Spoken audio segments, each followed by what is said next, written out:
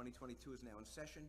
The first order of business is to approve the minutes from the April 21st, 2022 meeting. Is there a motion to approve the minutes? I make a motion to approve the minutes from April 21st, 2022. Is there a second? I'll second. Any modifications or discussion? Hearing none, all in favor of approving the minutes say aye. Aye. Minutes are officially adopted. Second order of business is to adopt the resolutions. What's the matter? I just want to go back to the beginning. You said the meeting of May 11th is in order? What's today? 12. I apologize. I stand corrected. Today is May 12th. Okay, sorry. Okay, so second order of business is to adopt the resolutions from the April 21st, 2022 meeting. Is there a motion to adopt the resolution? So moved. Second. Second. Any modifications or discussion?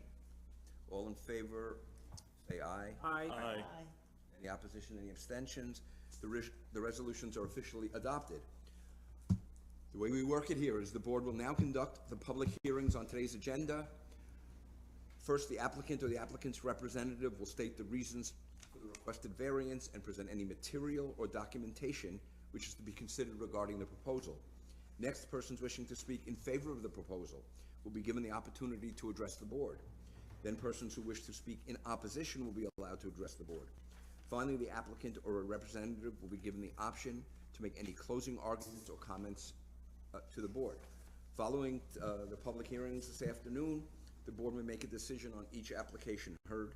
The board may also decide to hold its decision until the next public hearing. If the hearing is closed, no additional information will be allowed into the record except for information that the board may request.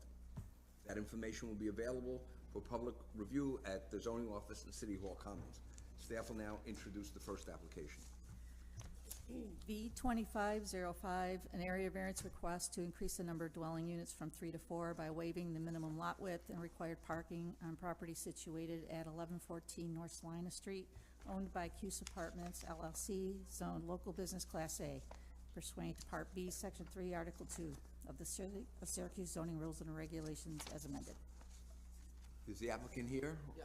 A representative, please state your name. Everybody that comes up, please state your name and address before you start talking. You want to give us an overview of your application, please? Sure. My name is Azad Salehi. I'm the owner of the Q's apartment, 1114 North Salina Street, Syracuse, New York, 13208. So I purchased this property around a year ago, and when I purchased that, it was advertising for family. When I saw that everything was perfectly for family property, when I went to do all the process for the lawyer stuff, they told me this property is 3 family. And I talked to the previous owner. He said, this is what it is. You want it? We already do the payment and everything. So I purchased that with 3 family. He told me he started the process to turn it to 4 family, but I find it out he didn't do that. So immediately I purchased that, started processing. In the meantime, I was working on the property to fix all the issue what they had. My purpose to run it as soon as possible, to provide some house as apartment for the community, and plus the house was abandoned for a long time, so it wasn't very good managed. So I kind of took care about everything. Right now it's in a good condition and a good process. So I started to do that rental registry. I don't know what for the 3 family what they call, but they find it out I need to have a variance in order to change it to 4 family. So I started the process. Whatever document I supposed to provide, I provided and handed 2 months ago. And I hear back, so I need to have a variance consult with you to make a decision on that. So when you purchased the house, purchased it as a 4 family, and that's and now you need the variances to make it a 4 family. Yes, That's what the correct. Yeah. Questions from the board? he's going from a 3 to a 4 unit. Usually that would be a use variance, but this is not a use variance. This is just really about the existing dimensions of the building that were built before current code went into effect, and to allow that. Is that correct? The zoning allows a four-family, Yeah, by, but does the lot doesn't. and Okay, the so- setback so- requirements. So that's not an issue. it's not an issue. Okay, it's just side yard, minimum lot width, and off-street parking. Because when the building was built, this current zoning wasn't in place. And Is that right? No. Your task today is to look at the required yards, the lot width, and the required parking. Multifamily dwellings are allowed in Business Class A.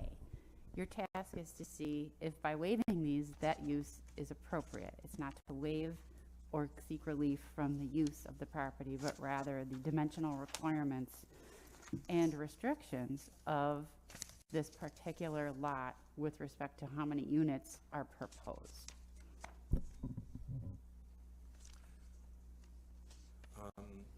There is an issue with the retaining wall near the sidewalk. Yeah, so actually I came as soon as I got this letter from Lisa.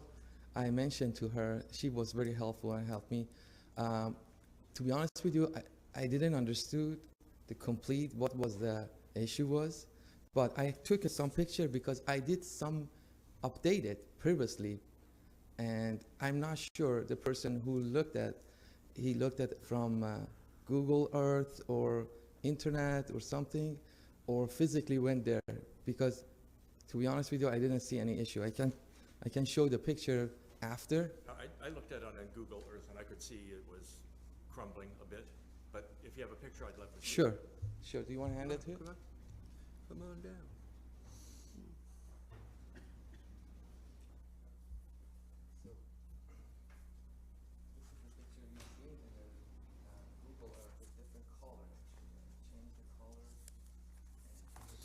So you've done work on this? Yes, I did. Okay. You want to see it? Doors, any?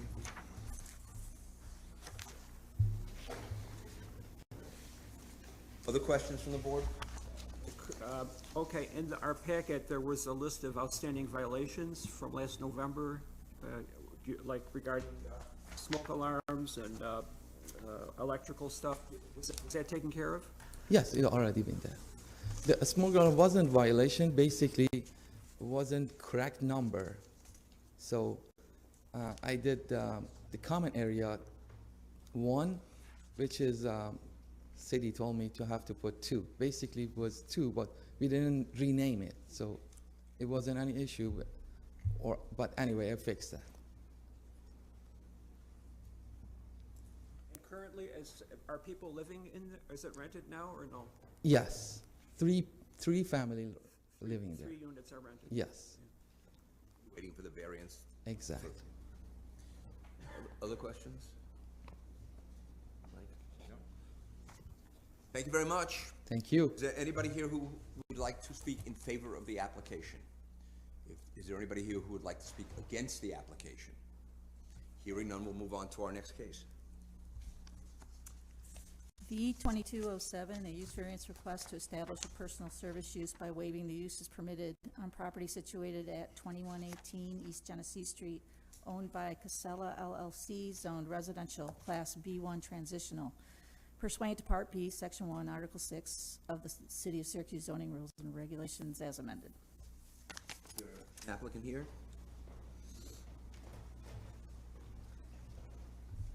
My name's Dave Colgrove from Labella Associates, 316 South Clinton Street in Syracuse, 13202.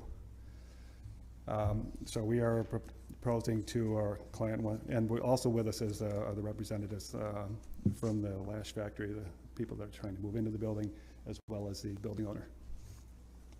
So we are trying to, would like to convert about 1,300 square feet of the existing building on East Genesee Street for use as a beauty shop, which specializes in eyelashes, You know, typically about 2-hour length appointments. There's 6 service rooms, so it's probably have about 30 clients through the course of the day. So it seemed like a similar use to what was previously used in that building, as it was previously when they purchased this building. It was used as a doctor's office. So, and this beauty shop use is not permitted in this particular zone. Being that zone immediately adjacent to East Genesee Street, obviously in that area just east of Euclid Ave, very busy area, very similar use to what's happening on either side of this existing building, and it's very similar use to what this building was previously used for. There's a doctor's office heading east, and then there's immediately in the property east, and then there's also a yoga studio and several therapists when you go to the west side of this building. They currently have a special permit in place for use as office on that first floor. There are also 3 residential units on the second floor. And previously there was a use variance granted for this property in, I think, 1984 to be used as a physical therapy office. So that is the extent of the, unless you needed any more information about that. Well, we have some questions. Any questions? So, I mean, I'm certainly familiar. I drive by on my way home, and it was a doctor's office, but there are apartments in there as well. you Correct. said, right? When my client purchased the building, there were already 3 apartments in there. They renovated the apartments, basically finishes, cabinets, from what I understand, but those apartments were there. About the beauty shop. Yes. Specializes in lashes. Is that all you'll be doing? That is, you can, he'll speak, What's your name and address? exactly. My name is Andrew Nolan, and I am part owner of the Lash Factory, which is proposed to go into this location at 208 Genesee Street. And sorry, what was your question again? Is that all that they will be doing? Hair, nails, no. Yes, there's no hair, no nails. It's all specializations around the eyes. So there's lash extensions, lash lifts, brow and henna enforcements of the eyebrows, things like that. So. Is there a market for that kind of a service? I mean, It's a new and upcoming service, and I think the pandemic helped it with masks. But yes, there's a good market for it. We've been in business since 2016, and we've grown, and so we're looking for a place to kind of put down our roots, where the aesthetic of the building and the neighborhood fits the practice. so you would get like 150 people a week going in there to do Yeah, this? that's correct. Yeah? The hook is that when you get the extensions, you come back every 2 weeks to have them refilled because your eyelashes fall out. So that's why if you have a client list of around 150, which is very close to what we have, about 70% of them come back every 2 to 3 weeks. Is it going to be like a storefront or? Not an open storefront. All the clients are booked by appointment, and so it's more of a service area. There's inside the space, there'll be like a very small retail where you check out, but there won't be windows, and there won't be walk-in appointments. So it's not like a hair salon where you can just say, I'm on my way in 15 minutes. You have to pre-book through a system. Staff, Heather, please. Obviously, medical offices are allowed. They said physical therapy, some residential. This is personal use, which falls into, I guess, the beauty parlor realm and things like that, right? Service, yes. Yeah, okay. How many other categories would fit within what we're being asked to approve today? Is it just specifically eyelashes, I think we or? include the residential B1 district here. Wait, what did you ask? He's asking what other, if we approve this variance for a lash parlor. What is personal service? Yeah. How broad is that? Well, this is very specific because it's a use variance, so it would have to be very specific to this particular resolution, not any personal service. You're looking at this Would it be a beauty specific use. parlor or one that specializes in lashes? It would have to be exactly what they are proposing. Okay. So if they were to leave and someone who was offering hair service would have to come in for a new variance, or? We could look at it because, as he just noted, the circumstances around clients is a little bit different. He explained that with respect to you can't just walk in. It's very specific, so you need to listen to exactly what they're proposing in order to go through the tests set forth for use variance. Okay, it is a use variance, and one of the things that we require is that it can't be, it economically cannot be used for what it was designed for, which is medical or residential. Yeah, you might want to. So that's addressed in one of the exhibits that we attached with that application. This was on the market for, this was purchased with, obviously they allowed the office, but from what I understand that even medical use of an office is not necessarily permitted in that zone, correct? Is that? Well, this has as I explained previously, a special permit for 2 offices. 2 offices, yes. And the But how those offices, there's different variations within offices, correct? As far as, well, you'd have to look at the special permit resolution as to Right. specifically what was reviewed and what was proposed. right, yes, and I, Are you saying that approved. 2 specific offices in the building are special permitted for medical?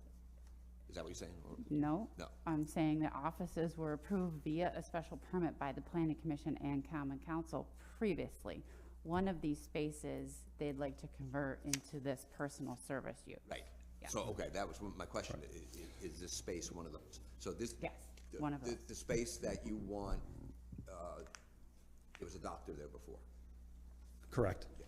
correct. And so for the past 15 months, they've been marketing this space for, and we included those brochures in the application, for below market rates, and haven't gotten any interest for basically the spaces that are, the uses that are permitted in that particular zone. So they were estimating approximately $5,900 a month that they end up losing of mortgage interest and utilities for a vacant building.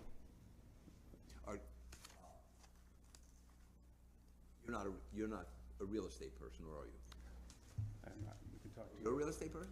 I'm the Lash Factory's client, yes. Oh, okay. And I've been No.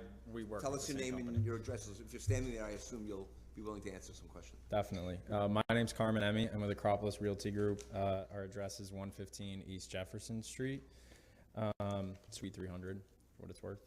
So the Lash Factory is my client. I'm not an owner in the building. The 2 owners in that building are Jonathan LaSala and Steve Case. So I have kind of been their go-to when, someone wants to come take a look at the space, because they're both a lot busier than me. I'm new to the real estate world, so I have some time to bring people through. I've brought through, I don't even know how many people, but we have not found someone yet that fits what's permitted Any there. doctors? No doctors. No doctors. We had, oddly enough, Jonathan had a listing for a medical suite on Irving Ave that he was kind of trying to double dip a little bit. If it didn't work for somebody, he would bring them to Genesee Street. But it's such a specific building and it's in such a specific area that the feedback that I personally got was that doctors, they're not around other doctors, and usually doctors are with doctors, is what I was told.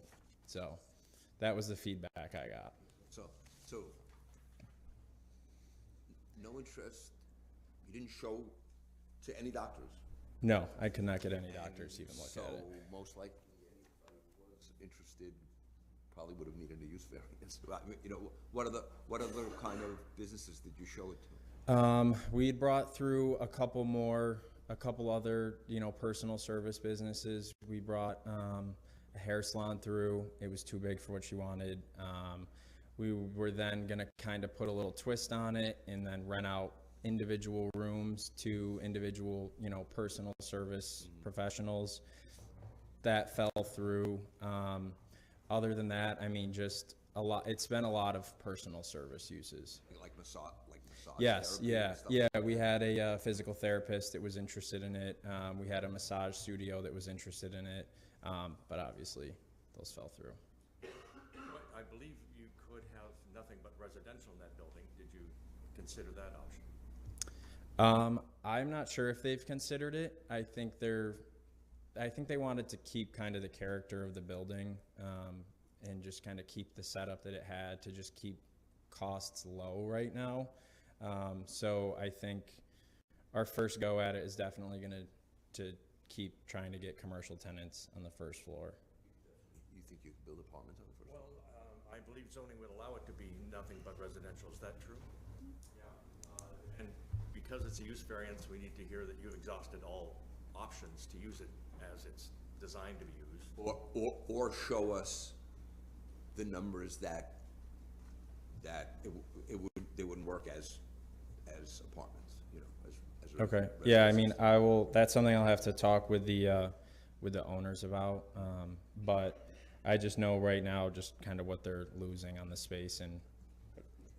So that, generally for that, what would go along with it, being used as a residential property, obviously would be converting the entire first floor to, which is already set up and cleaned out for a previous doctor's office, obviously putting in significant amount of construction for 3 new units, or 2 new units, or whatever that may be. It's happening all over.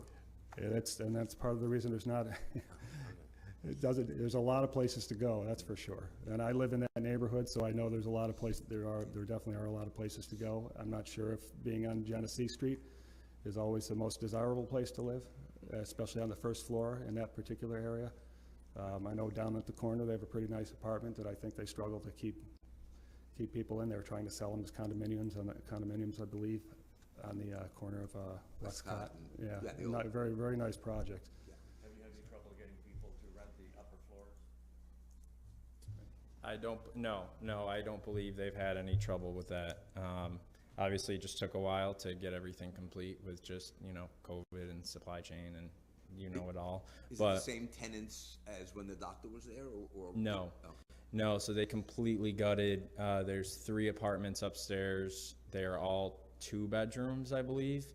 Completely remodeled, all new floors, appliances, kitchens, And everything. these owners, La Sala and Case, did you say? Yes. They did the work upstairs? Yes. So Yeah.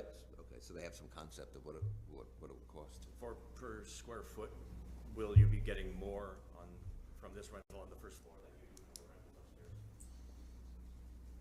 I'm not entirely sure. I don't know what they are asking for rents upstairs. I know downstairs we're starting around $14 a square foot.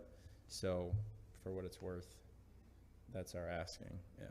So you'd be able to serve 6 people at once? That looks like 7 booths. Is that right? I believe there's 6. Yeah, there's 6, and then the other I think it's a entryway where you would check in and check out, and you can wait. So potentially there could be 7 people with 7 cars there at a given time? Yeah, I would also say that because these are they are employees, but they also set their schedules, the likelihood of all 6 practitioners or technicians being there at the same time is pretty much 0.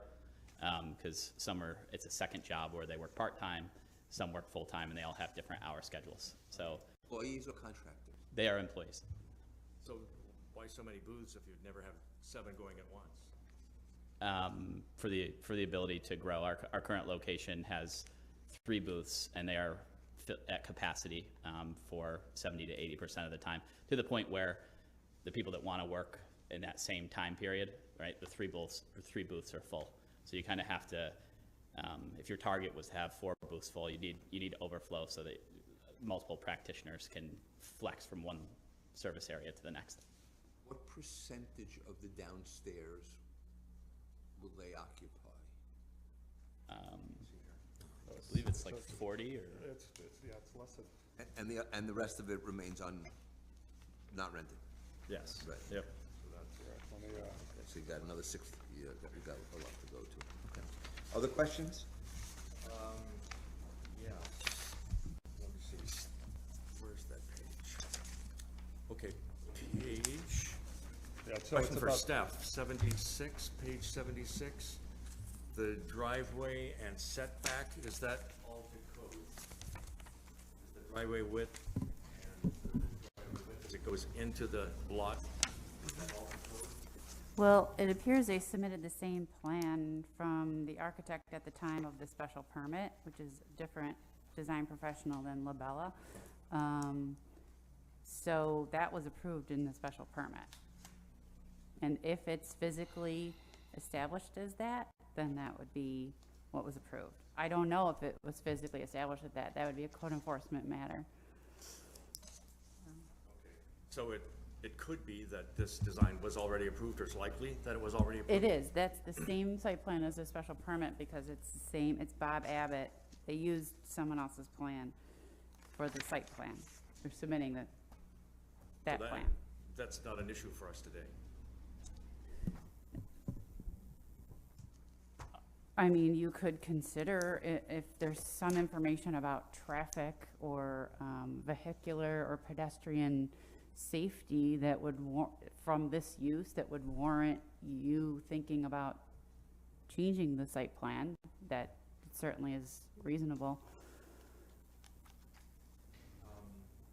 What about screening between the parking area and the residential house next door? It should be there. That needs to be That's a there. requirement. And have you considered that? Yeah, so that, I'd have to say that when we were involved at this point, that site plan should have already been, that work should have already been completed. I don't recall looking out there because we are proposing no work on the exterior of the building for this particular client, for the Lash Factory. Right, and I would imagine if that's what's on the plan, then I would imagine that's what needs to go in there. So that's. So screening was in the plan approved by the planning commission? Well, if I could blow this up and look at it. I'll take a look at it.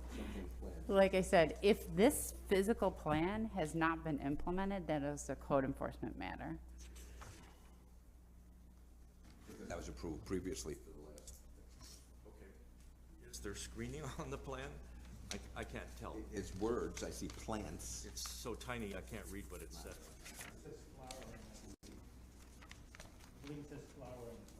Flowering plants, it says? Yeah, okay. Well, there are flowers there, but I believe they're planted by the homeowner next door. They are. They have a little garden in between their driveway and the parking lot. And they're 6 inches high, they don't screen the view. Yeah, they don't, they're not tall plants.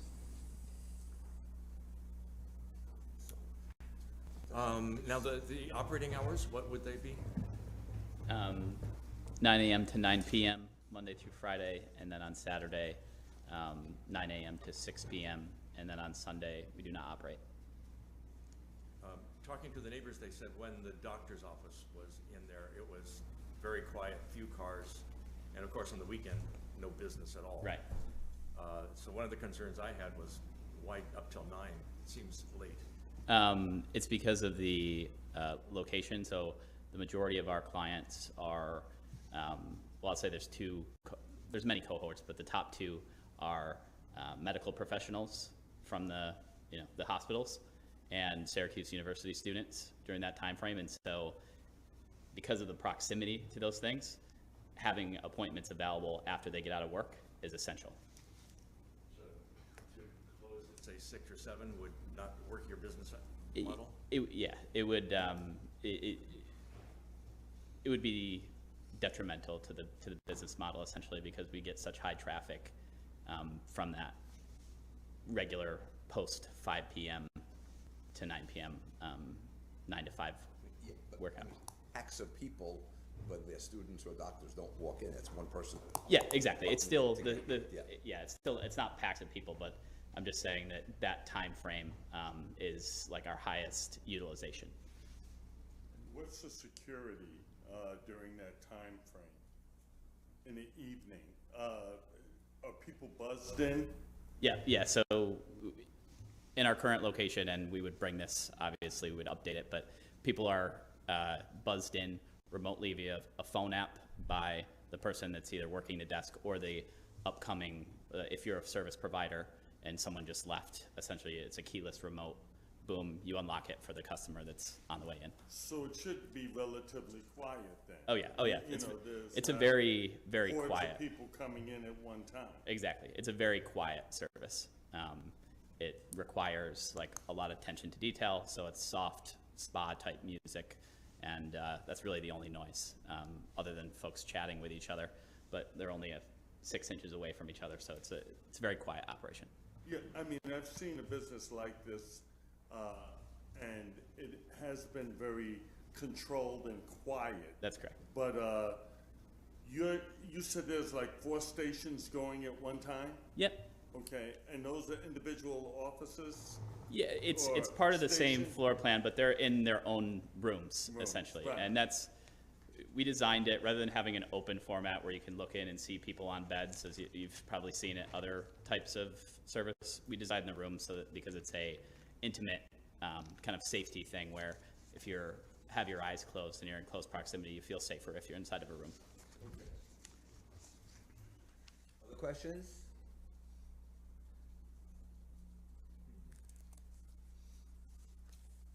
I guess I'm good for now. You said, I'm waiting. Okay. Thank you very much. Is there anybody here who wishes to speak in favor of the application? Is there anybody here who wishes to speak against the application? Hi, my name is Brian Taylor. I live at 438 Allen Street in Syracuse, so my house is 4 doors down from this application. And I would start by saying I'm not like 100% opposed. I have a choice of being in favor or opposed. And I've kind of got mixed views about this, and I think I reflect the views of the neighborhood. I've talked to a lot of the neighbors. I'm going to read a statement from the people who live right next door at the end of my presentation. The last time I was in front of the board, it was a proposal to put in a grocery store at the southeast corner. Oh, wow, I remember that. Yeah, it would have been 10,000 square feet, loading trucks, right? That would have really impacted the character of the neighborhood. They wanted to be open till like 10 o'clock at night and all that. This is obviously somewhat different with the beauty shop. But we are somewhat mindful about the variance goes with the property and not with this specific business or this specific owner. Now, the conversation you guys just had put me a bit at ease about that, because one of the neighborhood's biggest concerns was if you give a use variance for the lash factory, then what subsequent things would be allowed under this use variance that would not come back to the neighborhood and not come back to the board. So it may be that that is less of a concern based on this conversation, but that was the whole conversation you just had about personal use and what falls under that category. So that's up to you guys to figure out the rules there, but that was the neighborhood's concern. So I did want to make a few points. A couple of them are more kind of philosophical and then more kind of specific. I guess as a default, I think should be the existing zoning should be respected, right? That's the point of having zoning rules. And if use variants are given out a bit too easily, then there's no point in having the rules in the first place. And there are quite a few permitted uses for this transitional area. I think there are 16 listed in the zoning. Second, I don't think the applicant has met the unnecessary hardship and unique circumstances test for a use variance. So on that grounds, I don't think it fits. So let me make a couple points about this. The developer bought the property less than 18 months ago with full knowledge of the existing zoning and limitations on use. So they should have understood how they were going to possibly make money from that property. Business owners always face risks. They can have good times and bad times. And people have been in that site, in the one next to it, and the one next to it on the other side, and made a reasonable return on their investment. And I think, given that we're just coming out of the pandemic, we can't necessarily conclude that because they've had a tough time over the last year, that means that they're going to be unable to rent this to those things that it's already zoned for. Their claims about unique circumstances, I do not meet the standard. And the reason I say that is because they make some general statements about the character of East Genesee Street, calling attention to the fact that there are uses that are doctor's offices and things like that. They don't mention that across the street are all residential units. Kitty corner across is all residential. And of course, as you were just discussing, directly behind is a single family house.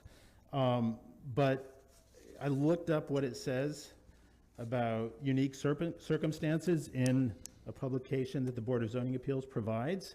And the way it describes the test is, the second test that an applicant for a use variance must adhere to is that his plight is due to unique circumstances and not to general neighborhood conditions. But the whole discussion on the application is about the neighborhood and not about that specific building.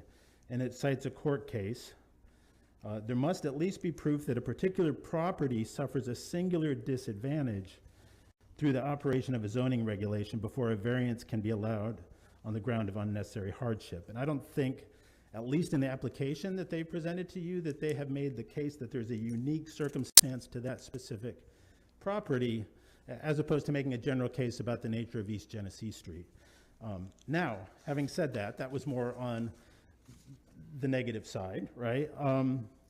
In principle, I think most of us don't think that what the Lash Factory, is that what it's called? Lash Factory proposes to do is really going to radically disrupt the character of the neighborhood, right? You know, in the conversation that you all had about what this personal use means, assured me a bit that this specific use wouldn't necessarily carry over to ones that would be more affecting the character.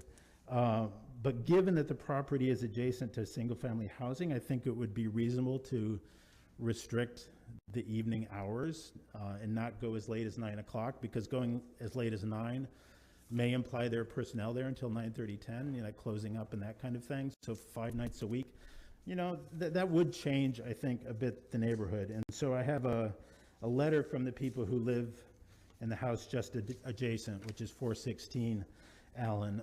One of them is ill, the other one couldn't get away from work today. I believe they also submitted this via email to the zoning address. And it's from Sarah and Andrew McTier. We are the property owners at 416 Allen Street, and our main entrance is within several feet of the parking area for 2118 East Genesee Street. We have lived at this property since September 2001 and had a friendly relationship with the former owner, who had a medical practice in the building next door.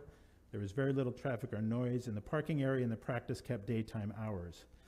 We're happy about having new neighbors who will be living on the second floor of the East Genesee property.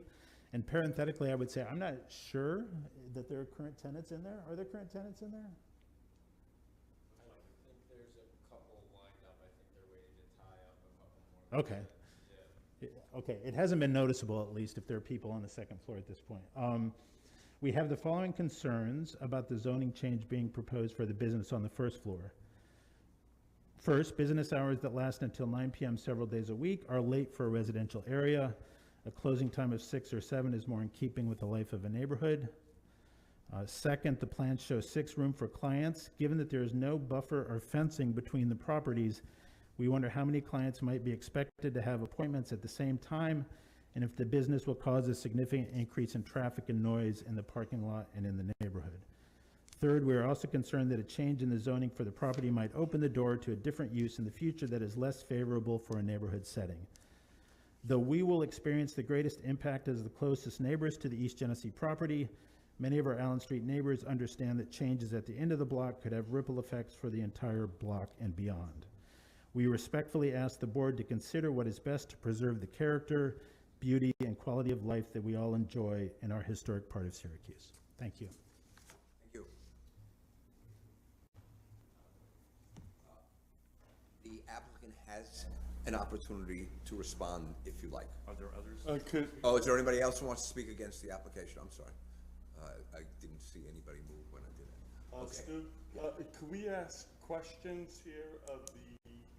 The person that. Yes. Yes, you can. Yes. I do have one question. Yeah. What, from your perspective, what would satisfy you in allowing, or if this variance went through, what would, I guess, satisfy your concerns? Would it be maybe shortening the hours of operation? Would it be maybe not working on the weekend? Or are you willing to allow this to go through to see what happens? So not being an expert in zoning matters, but I would say two things I think would be particularly important to the neighborhood. The first is satisfaction that any use variance granted to this specific owner would have to be reconsidered for any subsequent use by a subsequent owner, right? We don't know if the people who own this building are going to keep owning it long-term. We don't know if the people who own this business will decide to settle there long-term. So we're concerned that this is like the camel's nose under the tent, right? So, you know, some kind of stipulation about, you know, turnover for personal use, I think would be important. And I think the second thing is the time on the weeknights. I personally am not concerned about 9 to 5 or 9 to 6 on a Saturday. I don't think that would be too disruptive, but it's like being there 8, 9 o'clock at night. You know, especially from the point of view of the McTeers who live right next door, and there really is no separation whatsoever there. That would change compared to what they've been used to, right? Which was the doctor's office that was 9 to 5, Monday to Friday. Okay? Okay. All right? And this is very specific. That's what I've heard, correct? That's what Heather said. Heather said, yes. Okay. Okay. All right. You have a chance to respond. That's up to you.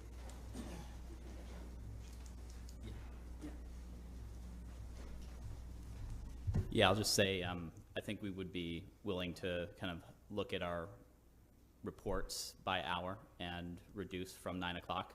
I think at first I would say that 8 o'clock would be great, but I would have to look at the numbers to make a full suggestion. And I also think that the owners of the building would be willing to put up that barrier that you talked about, whether it be a fence or foliage that reaches that height. I forget what the terminology was.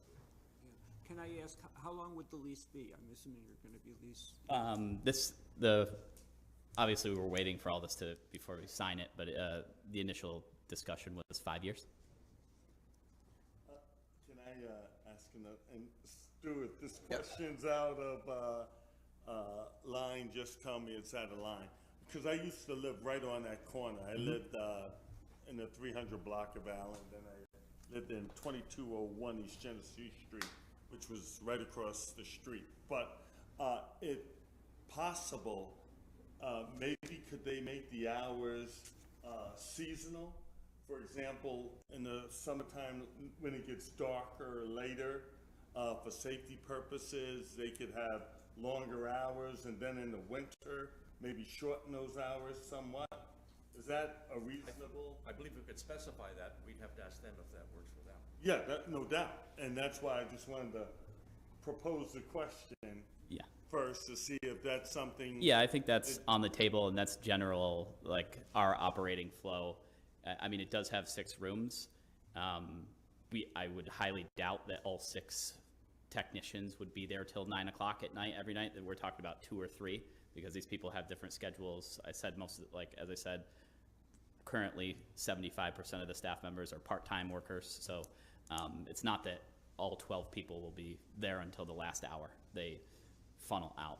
And in the wintertime, because of our current operation, we definitely do not operate until later at night. So I think a seasonal restriction would be fine. How many of the parking spaces are you assigned, I guess? Well, that would be part of the lease discussion that hasn't been fully fleshed out because we're waiting for zoning and to know that we can move forward. But I would say that we would be looking for 10 spaces or whatever is allowed. I'm not sure if there are 3 tenants upstairs, if they each have to have 2 locations, but certainly 7 for our employees. Said that, I don't want to prolong this, but you said that your main markets come from students in the hospital, and the students aren't here 4 months a year. Yep. So that must slow down during the summer. Yep, that slows down in the summer. And because it's appointment-based and the technicians are part-time, that's understood, and they just schedule themselves for less time. And how, are you the sole owner? I am the minor owner. My wife she owns 90% of the company, but she's unable to be here today. It's a family business. Yeah. How often, what percentage of the open hours will you be there? Well, you or your wife will be there. My wife will be there 5 days a week, so she generally works around 40 hours between, she's an actual clinician herself, and obviously there's administration, cleanup, things that go with running the business. I'd like to propose, I don't know what the other members of the board think. I'd like to see you do more on the economics, particularly to address whether residential for the whole building would work. You wanted to talk, to consider hours and look at the numbers. So I was going to suggest we reconvene this issue at the next meeting. So, and hold it over. Specifically asking for the owner to come back and tell us, give us financial, tell us why they can't put residential in there. And also explore the other uses allowed by the current zoning. I don't have it in front of me now, but I believe there's. Yeah, I was just going to interrupt for a second. Keep in mind there are also special uses that can be achieved through the planning commission, like an office. So it's not just residential that is the only permitted use or use permitted with a special look, which is what a special permit is through the commission. So those other things that are also allowed. It's not just residential. Yes, there are more intense uses than residential that are permitted, albeit with a special permit. Okay, so I invite you to talk with staff to understand what the different ones are that you should be looking at. Does that That work? would include residential. Can include. And can I ask another question, Stu? May I? Okay. And I read this letter here. Is it true that you're losing almost $6,000 a month? Yes, it is. Yes. Yes, they're saying that's what they're Right. losing now because it's not occupied. Right, yes. And, that's a financial hardship to an Yes. extent, but we need to look at the uses and see if an allowed use can be marketed there. They've said, the real estate person has said, he's shown the place to, a lot of people and nobody's It's taking a bite. bid. But yeah, and that's just my concern. From a business perspective, running my own business, I'm sensitive to that. But if they met the other criteria that you were describing, and no one else is taking the bite on that. That's the whole process of getting a use variance. That's right. That they have to prove to us that there isn't an allowed use Exactly. there. So that's why we're asking it. To me, it looks like they're halfway there. Right. But not all the way there. Okay. Karen, Fair enough. Quick question. Is the location now wheelchair accessible, and or do you have plans to make the business wheelchair wheelchair accessible. Is it currently wheelchair accessible? I believe the location is. That's The correct. first floor is? Yes. The first floor. So people in wheelchairs could use your business. Yes, that's correct. As We well. currently have, I would say, 10 or more in our current building, which you need to have an elevator. We do have clients that need wheelchair access. Right. And the idea for you is not to have two locations. You're moving your clientele over to this. That's correct. Okay. So you want to make a motion, Mike? Yeah, it's a beautiful building. I'd love to see it brought back to good use. Yeah, but that's we have why we have to keep in mind the people who live next door to make it work for everyone. 100%. So I would make a motion that we keep this open and reconsider it at our next meeting. Okay, and do you want to explain what we're asking them, just to put it on the record? I think I did. Yeah, okay, you did. We'll give you for my piece, it's sales Hours per. of operation. Hours of operation and the sales per hour, which I can do quickly. And then, The other uses. Did you have office? Were there people looking for office space that among the people that you showed the? Office. Maybe just to be really clear, if we could get numbers around what an office use would be, how long it's been vacant, and what the cost to convert back to residential would be, I think that would satisfy the need here, just to check that box. Okay, okay. But just to answer my question, you know, among the people that you did show the place to or expressed interest, were there just administrative, you know, offices? I did bring one person through, one office user through, but same thing. I think it's worth noting, as we Nothing. said, that, you know, a medical office space, this is not the model for them anymore in one-off space, so the special permit is limiting in that factor, but. Yeah. Okay, so we have Mike's motion. Is there a second? I'll second. Okay, any discussion? Also, did you want to have them consider screening between the residential and the I parking think the lot? screening is on the floor plan, or the site plan that we had, so it's just a matter of. Well, them there being- is a fence, but it's on the residential property. That would come later when we make a resolution. on the whole I thing. would Yep, I recommend would that just condition. I mean, say- yes, we'd like you to come back Put and it say, out yes, there we're now. doing screening. Yeah. And this is our plan, or something like that, yeah. And you might talk to the people who live next door about the screening and how they'd like to see it done. Great. See enough? Okay, so we've added that, next time. And we have a second. Any more discussion? All those in favor say aye. Aye. Opposed, no. We'll see you then, thank you. Thank you. Thank you. Okay, new business. Okay. This Did is you 9:10. want to go back and vote on the first one before you proceed? I'll tell you what, no, because the applicant left, so we Oh, can do that later, All right. okay? The new business item is the draft environmental impact statement for 910 Madison Street. And this is the task the board is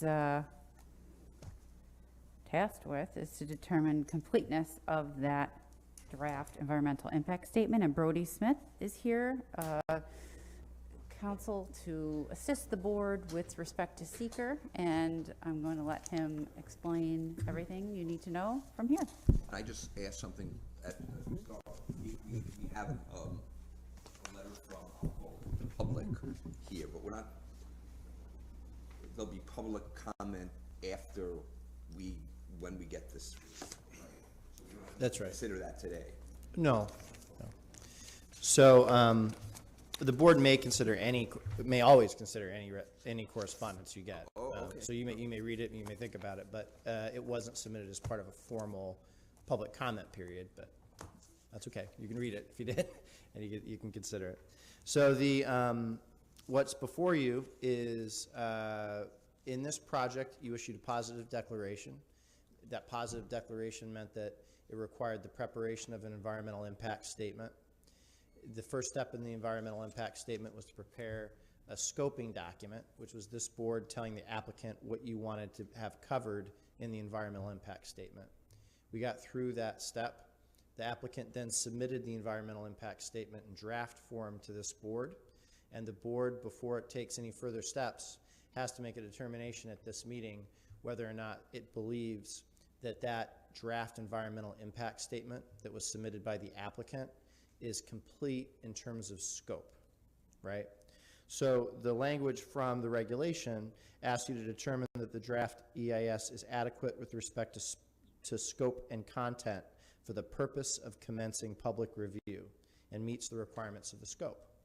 So if you were to vote tonight that the draft EIS is complete, you would not be commenting on the substance of it. You would be commenting on the fact that they have covered the topic areas that you asked them to cover. If you deem it to be complete, then a public comment period would commence, where the public and the board can ask questions, give comments about whether or not you agree with the conclusions that are drawn. You're not being asked today to make that determination, whether or not you agree with the conclusions, with the statements, with the opinions that are advanced in the EIS. You are just determining whether or not you have a document that covers the areas that you set forth and said, we want these issues discussed when you set forth your scope. And so if you vote today that it's complete, you're saying that, yes, the table of contents match. And that will then begin a public comment period where you can get into whether or not you agree with the wisdoms of the conclusions, whether the mitigation is adequate, you know, all that stuff would come next. But in order to have that conversation, you have to have a complete document that you can put out to the public, and that's the issue before the board today. There's a misstatement of facts, for example, that is not on the table today? Not relevant to completeness, yeah. Can I ask you to briefly remind us and anybody who might be watching what we had asked to be in there? Sure. And in my hand here, I have the scope. So the scope that this board passed said that the EIS must contain the following things. A EIS cover sheet, a table of contents, identifying the firms and organizations involved in the preparation, an executive summary, a description of the proposed action with subsections including an overview, a site description, a detailed description of the proposed action, purpose, need, and benefit, construction, reviews, approvals, and other compliance determinations. Number 3, the scope said that existing conditions, potential impacts, and mitigation measures need to be described, including historic and cultural resources. Number 4, unavoidable adverse impacts needed to be described. And 5, irreversible and irretrievable commitment of resources. 6, growth-inducing aspects. 7, reasonable alternatives. 8, short-term versus long-term cumulative impacts. And 9, references. In short, though, that being the complete list, really the meat of the thing, though, is the historic and cultural resources. When you issued a pause deck, you identified specific historic and cultural resources that necessitated the need for further study. And so that, you know, that is the thrust of the document. When you actually look at the document, that's where almost all the time is spent, not on some of those other issues, which are required to be in any EIS due to the regulation. And the historic buildings in particular, could you remind us of those? Yes, in your scope, you identified specific properties that needed to be considered, and you set that forth in the scope.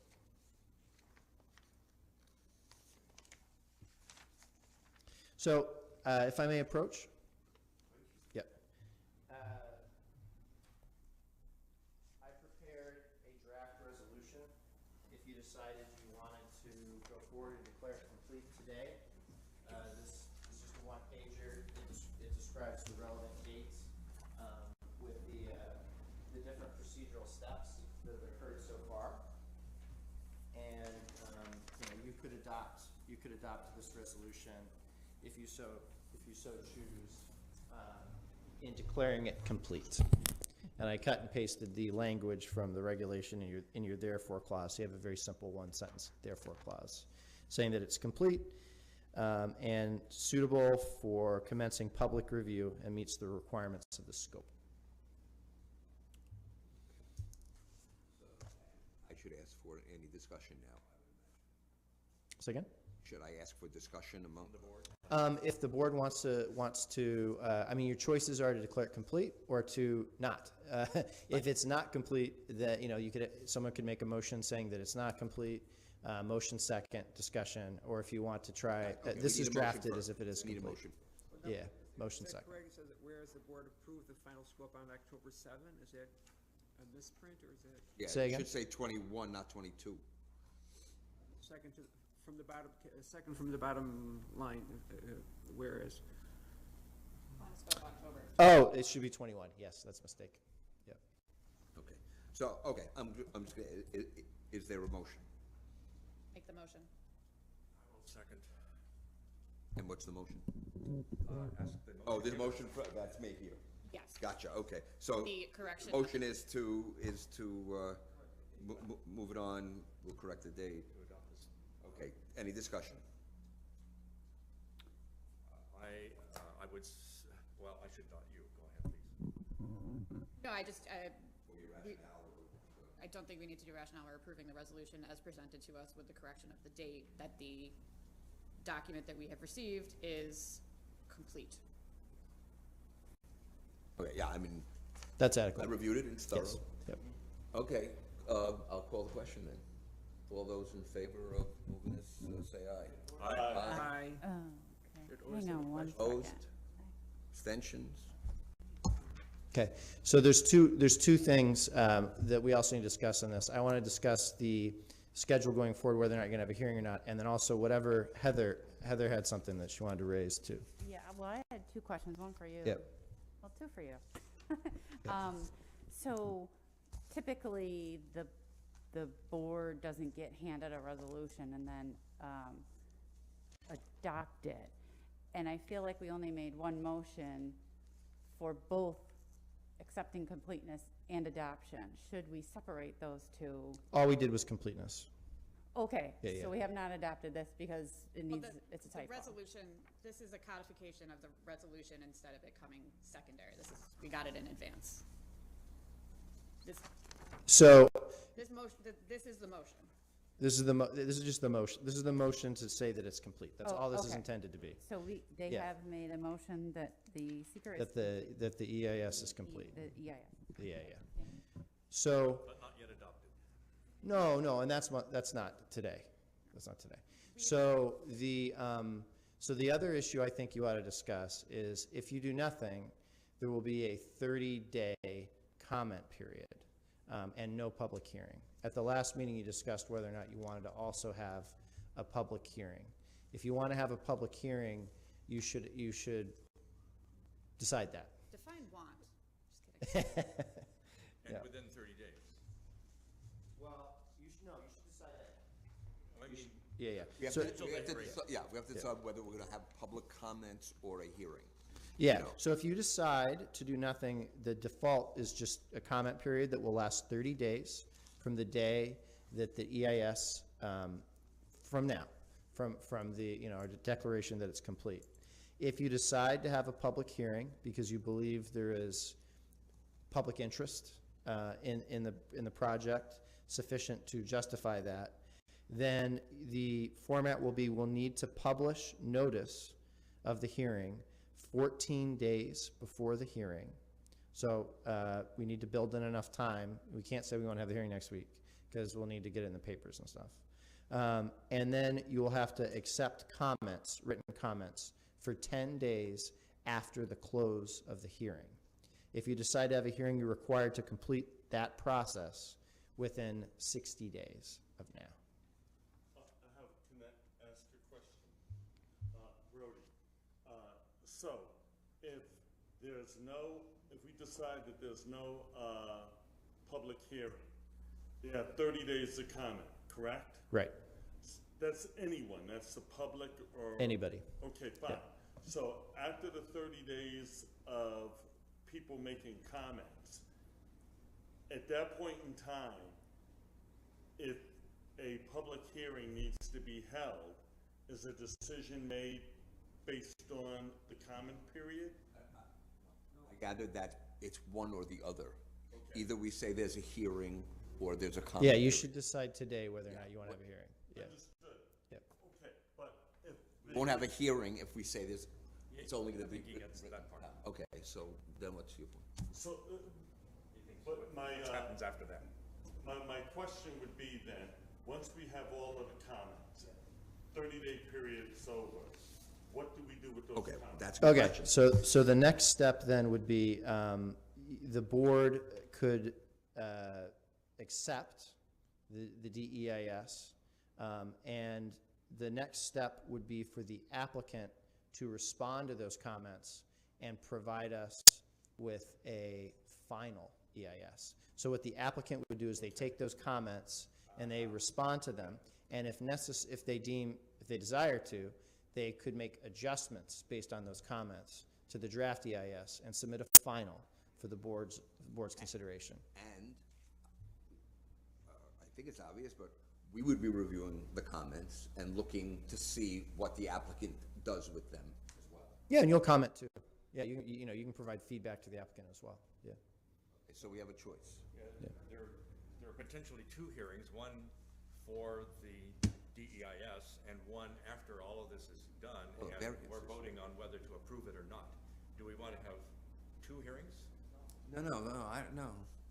So once seeker is done, you may or may not choose to have a hearing in connection with the variance. Now, you already had a hearing on the variance. If nothing changes from a municipal law point of view, I wouldn't think you would be required to have a second hearing, because if the applicant doesn't change, application doesn't change, all that's happened is we've done some seeker, right? But if they make adjustments, significant adjustments to the project after, that hearing that you had just under, forget seeker for a minute, just under your municipal law, then you would have to have a second hearing. But right now, you had a public hearing And it's closed. for the current application, yeah. Okay, so I may be wrong, so I assumed we would be, after this is, assuming it's all passed and whatever, that we would be opening up that hearing again, but we don't have to, we can look, okay, so we close it. That's a choice. And Yeah. we It's a can choice. vote on it. Yeah. Is that, okay. So judging on the input I got at the last meeting, I assume you do want to have a public hearing in connection with seeker? I would say not. I think that when the comments are in writing, it's easier for the applicant to make any rebuttal to and all, so I think. No, so maybe no not. hearing. I think, Okay. if I recall, I think Mike expressed an opinion to have a hearing. I did. Yeah, because that's what I recall. I'll go with the majority on Yeah, that. okay, so, we need to make a motion to. So if you decide not to have a hearing, you don't have to do anything. The default will be, there'll be a 30-day public comment period. Fine, and so 30 days, and then the comments are handed to us? Right? Yeah, after the 30 days, but I Yeah. don't see anything. And then we'll put it back on your agenda, and the applicant will be here, and you can discuss the comments, yeah.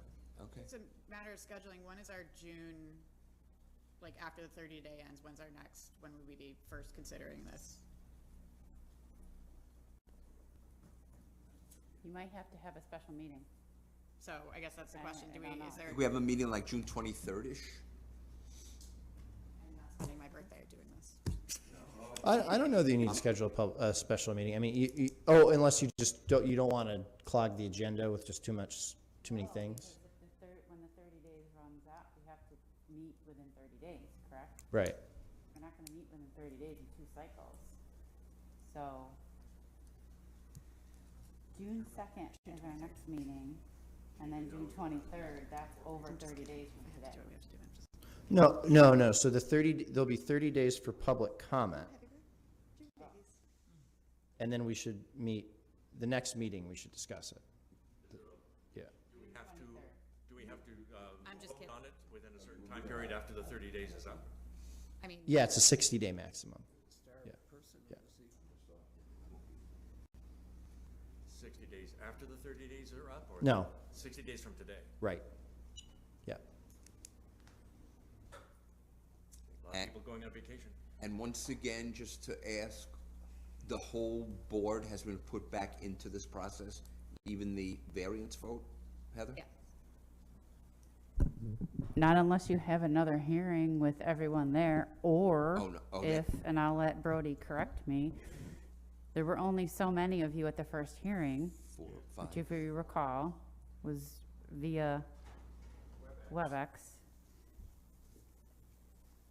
So, there's 2 things. Either, and hopefully he will correct me, only those people that were at that hearing can vote, or if other members familiarize themselves with the public record, then they can also vote. I agree with that, but we can seek confirmation with the Corporation Council to see if they agree with me, but I agree with yeah. what Heather said. I would ask the Corporation Council Yeah. confirms that if we have familiarized ourselves with the record, which has been exhaustive, that there's a sort of fresh start for people to be able to vote, but. Yeah. Or you can just have another hearing at one of your. I Yeah. guess that's the point, is do Yeah, we you could wanna always open re- up another public hearing on the variance if we don't necessarily need to? Understood. Yeah. If they make substantial changes, we may need to. We may need to, but You must. at If this they point. make, yeah, you'll have to, if yeah, they do. But at this point, they haven't made substantial changes, so No. we're just asking Corp Yeah. Council for The that. design hasn't changed since seeker started, yeah. You're not gonna be here next, you wouldn't be Yeah, here but anyway. that, One of the 4. okay, is Was there 4 or 5? 4. I thought there were 5, no? I have to. There are only I 4, guess- okay, just for the record, I will not be at the June 23rd, the second meeting in June. I Well, won't. you're not voting on the project on June 23rd. No, You're no. voting on the. And is the whole board doing you're that? Reviewing the public comments. You still have a ways to go with respect to secret. Yeah, we're not ready to vote on the variances for a little bit. No, I still, yeah. understand. Yeah.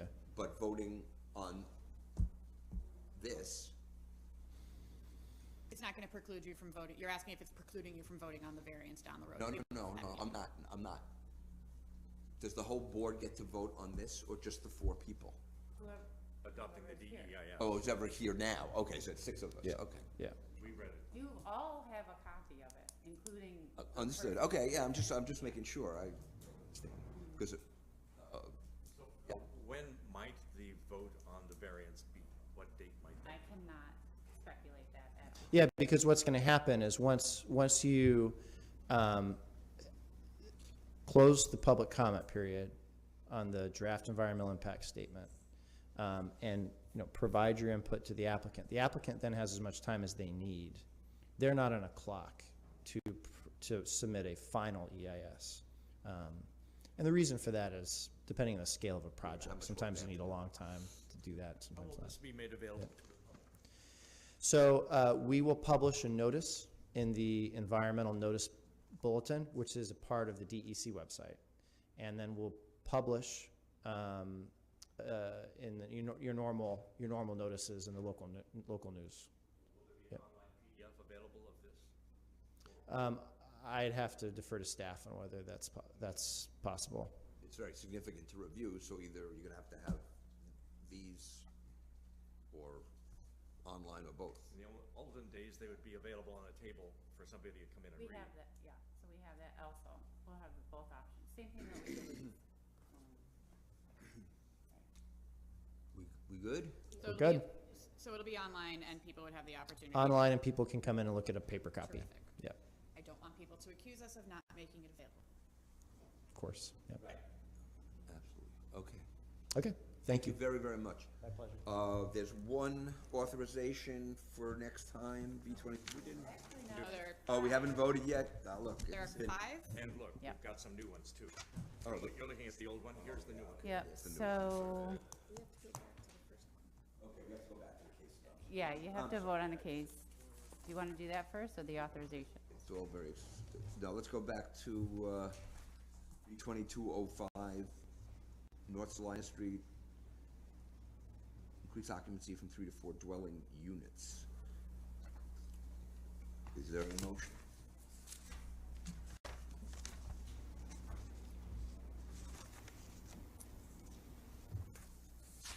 Make a motion to approve.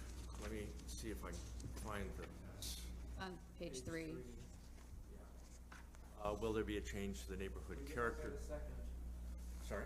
Oh, we don't have a second, yeah. Is there a second to approve the variance? Happily What's left? seconded. Second, okay. Will there be a change to the neighborhood character? Getting this property in use again will be a positive impact. Are there alternate solutions available so that a variance is not needed? We're voting to allow the dimensions of a building that's been there for decades. There's no reasonable way to get within the current zoning. What's the magnitude of the variance being requested? It is not insignificant compared to what the zoning is, but they're asking for no more than what the building has been for a very long time. Will there be an adverse effect on the surrounding neighborhood of this variance? I do not believe that there will be, especially if they are fixing up the property as they indicate they will. Is this a self-created difficulty? It's not. It's reasonable that under the circumstances you would have thought it would, well, it's not a self-created difficulty because the dimensions of the building have been this way for quite a while. I'd like to add a condition though, before we go on, and that is that the repairs to the retaining wall meet the standards of what code is looking for. You didn't see that in the picture he gave you? Well, I want to make sure that it's not just a cosmetic repair, Got it, no. that it's actually going to hold back what's behind that wall. So that would be my So- only condition. So code enforcement would have to inspect that? Yeah. Do we, as part, I mean, I'm just, on an area variance, do we have the, is that within the scope of our authority to require? You can make reasonable conditions that relate to one of the tests. This retaining wall is in the right of way, so it's not allowed to be there at all. So I don't know what to say. So the condition might be to refer this for consideration because it's a right of way. Yeah, I mean, permission should be sought to, Keep it? yeah. Okay, let's, And then I'm sure engineering will comment that it must be substantially repaired so that it doesn't fail. if it's allowed to stay. Mm-hmm. All right. You've got the sense of my, Yep. Okay, and we have a second from Nora still seconding it. Any other discussion, or you gonna go over the stuff? I did. I did. Oh, you did? I concur with everything Mike said. Okay, good. I'll call the question. All those in favor of approving the variance with those conditions, say aye. Aye. Opposed, abstentions, it passes. The other one, we already did. The business is set. So what was the, okay, here, Okay, authorization. so authorizations, I think you have on your list 3. Yes. I am requesting that, I received a request for an interpretation today for, from an attorney to interpret a specific light industrial manufacturing type use within a business class A zoning district. So I'm requesting that you add this to your authorization list, which would bring this to 4 plus the one that you held over from today. So you would have 5 hearings next time. And the manufacturing is not related to the one that I see here on Montgomery Street? It is not. Okay, gotcha. Fine. So, Okay. you want to give us that address of the fourth one? Well, it's not well, You don't, We need I something think if we're going to approve it. it's similar to, remember the dental lab on South Salina Street? Sure. It's similar to that. Yeah. It's an industrial / light manufacturing establishment, and the attorney is asking that it be interpreted as similar and akin to those that are specifically enumerated in business class A. So it's very similar to that. And the impetus is a property on Plum Street that has a very mixed area of zoning districts where industrial, commercial, and business A come together. Motion on the authorizations? So moved. Second. I'll second. All those in favor, say aye. Aye. Unanimous. Motion to adjourn. So moved. Second. All those in favor, say aye. Aye. I was at an early meeting this morning, and I was halfway to work at 7:50.